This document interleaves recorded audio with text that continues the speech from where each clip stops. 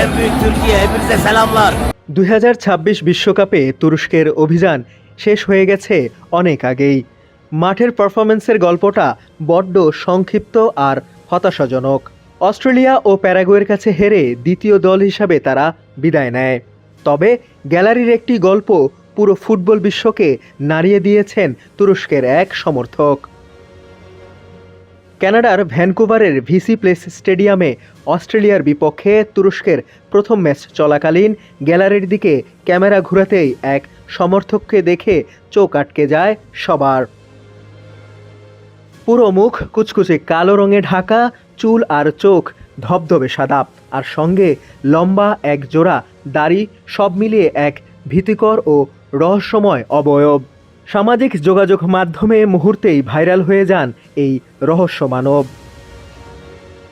অনেকের কাছে এই চেহারাটা ভীতিকর মনে হলেও এই রূপের আড়ালে লুকিয়ে আছে ফুটবলের প্রতি এক অদ্ভুত আর নিখাদ ভালোবাসা।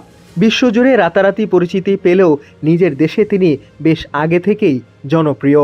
এই রহস্যময় সমর্থকের আসল নাম নাচদাত ওলচারম্যান। ফুটবল মহলে তিনি উদি নেকো নামে পরিচিত। নেকো হলো তার আসল নাম, নাচজাতের একটি চলতি রূপ। আর উদি শব্দটি তুরস্কে ব্যবহার হয় যারা ঐতিহ্যবাহী তারের বাদ্যযন্ত্র উদ বাজান তাদের ক্ষেত্রে। ফুটবল মাঠের বাইরে তার জীবনটা একেবারেই ভিন্ন। তিনি তুরস্কের একজন প্রতিষ্ঠিত জুয়েলারি ব্যবসায়ী এবং অতীতে তিনি দেশটির ন্যাশনাল জেন্ডারমারিতে আইনশৃঙ্খলা রক্ষাকারী বাহিনীর দায়িত্ব পালন করেছেন।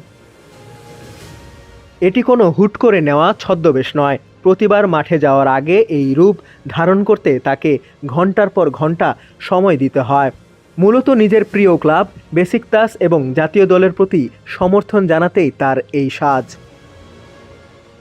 কালো রঙে নিজেকে রাঙিয়ে তিনি মূলত ব্ল্যাক বুল বা কালো ষাঁড়ের প্রতীকী রূপ ফুটিয়ে তোলেন, যা শক্তি, সহনশীলতা এবং কখনো পরাজয় না মানার এক অদম্য মানসিকতার প্রকাশ ঘটায়। নিজের দেশ ও ক্লাবের গ্যালারিতে এই রূপেই তিনি নিয়মিত হাজির হন। ডেস্ক রিপোর্ট, সমকাল।